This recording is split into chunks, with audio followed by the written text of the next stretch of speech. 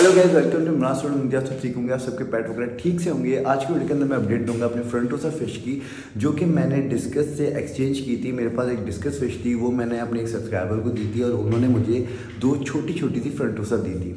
और लिटरली सच बताऊँ, उस वक्त मुझे लग नहीं रहा था कि इनका कोई फ्यूचर होगा मेरे पास।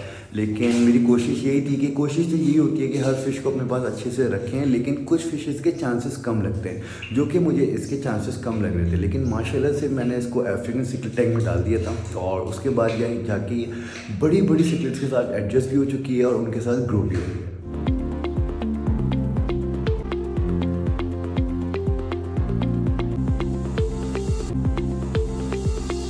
इस 5 फीट अफ्रीकन सिक्लेट टैंक के अंदर मैंने अपनी फ्रंटोसा को रख दिया था और लिटरली मुझे शुरू में बहुत ही ज़्यादा डर लग रहा था कि भाई ये ऐसा ना हो कि ये मर जाएं, क्योंकि इनका साइज़ बहुत ही ज़्यादा छोटा था।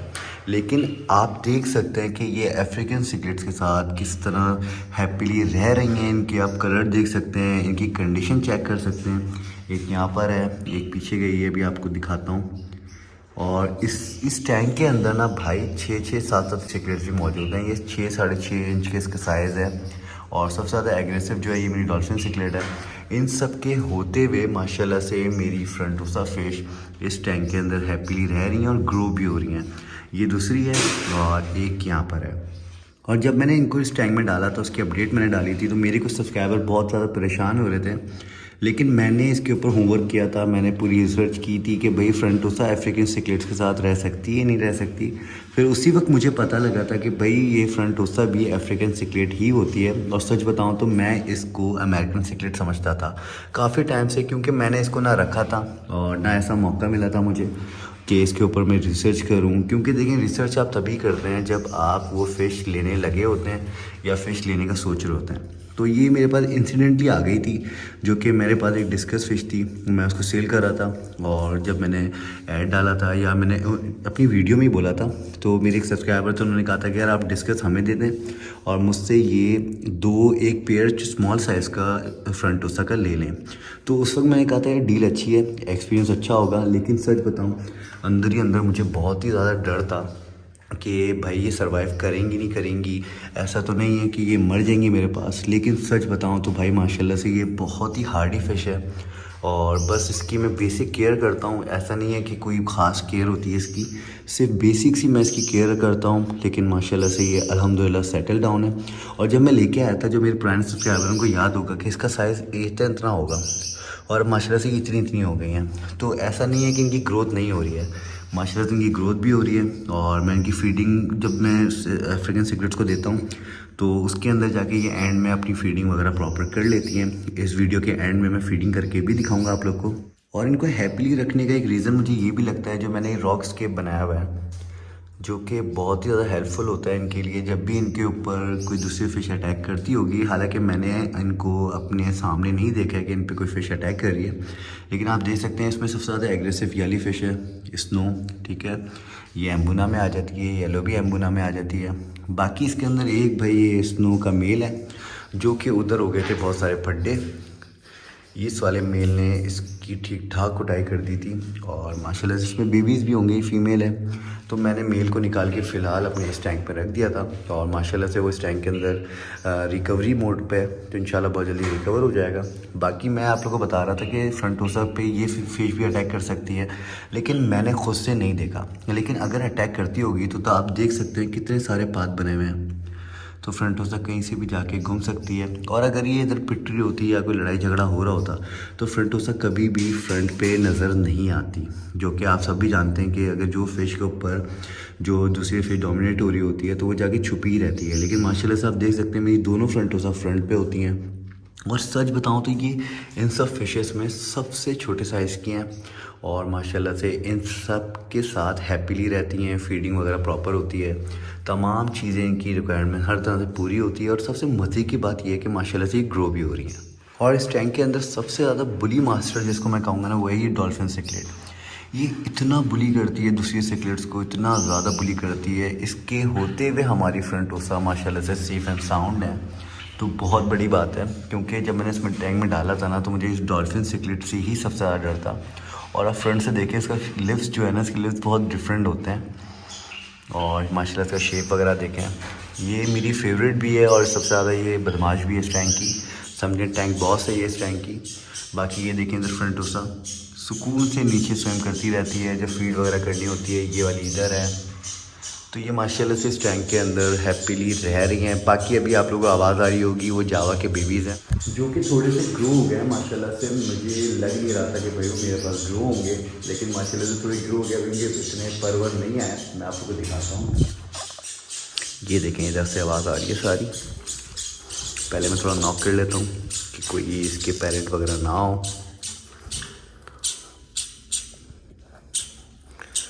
तो भाई देख सकते हैं माशाल्लाह से ये बड़े हो गए हैं। इनके देख सकते हैं इनके बॉडी की जो कलर है वो थोड़ी चेंज हो गए। शुरू में ये पिंक पिंक से थे बिल्कुल। मैं जूम करके दिखाता हूँ।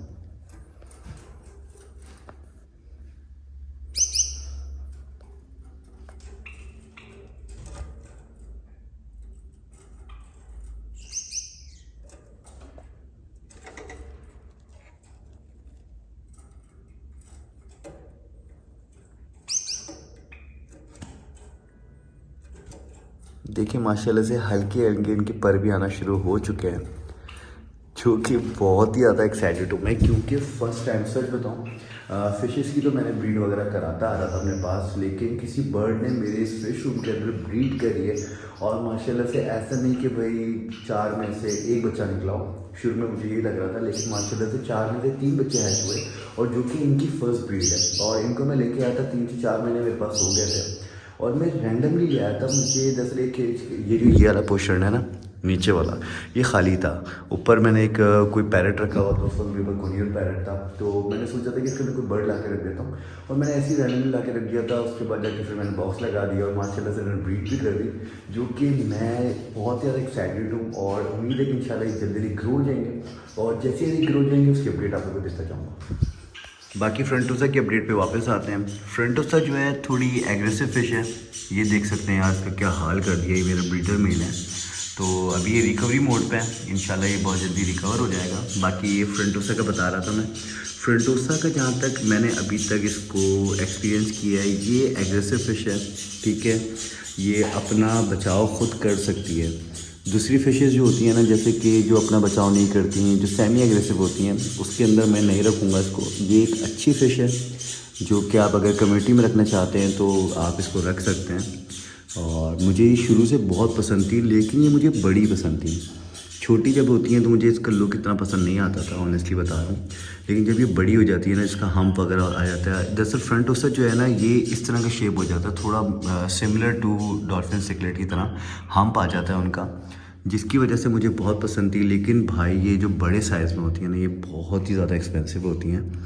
और अब मुझे लग रहा है कि इंशाल्लाह जब इस फ्रंटोसा पेयर की मैं केयर करूँगा, इस टैंक के अंदर ही रखूँगा, अच्छी अच्छी फीड कराऊँगा, तो ये भी बड़ी हो जाएंगी। और जब ये बड़ी हो जाएंगी तो भाई इसकी लुक अलग ही होगी। लेकिन बड़े होने के बाद जो मेल होता है ना, उसी का हम्प आता है। ऐसा नहीं है कि फ़ीमेल होगी तो उसका भी हम्प आएगा। फ़ीमेल जो होती है वो नॉर्मल होती है, और जो मेल होता है उसका हम्प आ जाता है। बाकी आपको पीछे आवाज़ आ रही होगी, वो ये भाई हैं।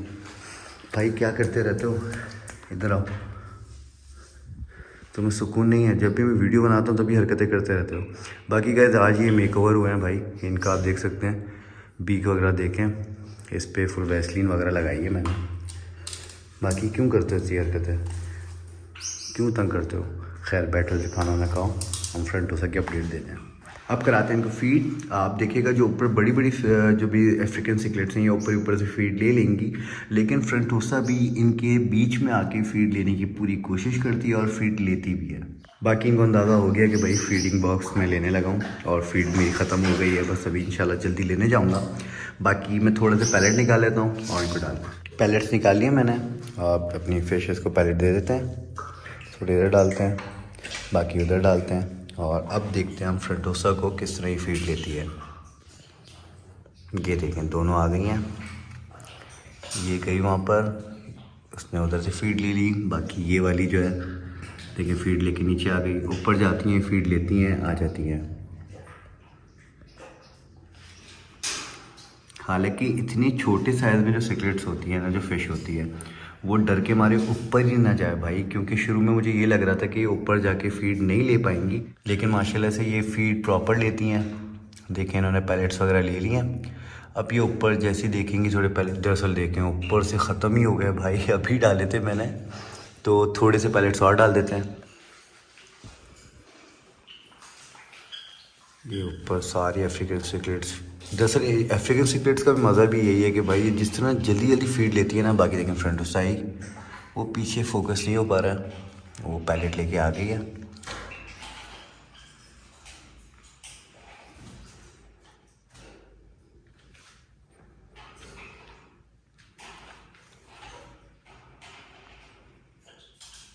तो आप लोगों ने देखा कि माशाल्लाह से फीडिंग भी अच्छे से ले लेती हैं और इस टैंक के अंदर अच्छे से रह रही हैं, जो कि बहुत बड़ी बात है। हालांकि आप सिकलेट्स के साइज़ देख सकते हैं, मेरे ऊपर जो अफ्रीकन सिकलेट सारी घूम फिर रही हैं, ये सारी 5 इंच तक की हैं, तकरीबन 5 इंच से ऊपर की होंगी, कुछ 4.5 इंच की हैं, मतलब 3 इंच से, मतलब 4-3.5 इंच से छोटी कोई भी नहीं है। लेकिन माशाल्लाह से इसके अंदर फ्रंटोसा हैप्पीली रह रही है और एडजस्ट हो चुकी है। तो गाइस उम्मीद करता हूँ आज की वीडियो आप लोग को अच्छी लगी होगी। फ्रंटोसा माशाल्लाह से काफ़ी ग्रो हो रही हैं। आप लोग मुझे कमेंट्स करके ज़रूर बताएगा कि आप लोगों को कैसी लगी मेरी फ्रंटोसा फिश। बाकी वीडियो अच्छी लगी हो तो लाइक शेयर कमेंट सब्सक्राइब ज़रूर कर देगा। मिलते हैं नेक्स्ट वीडियो में, अल्लाह हाफ़िज़।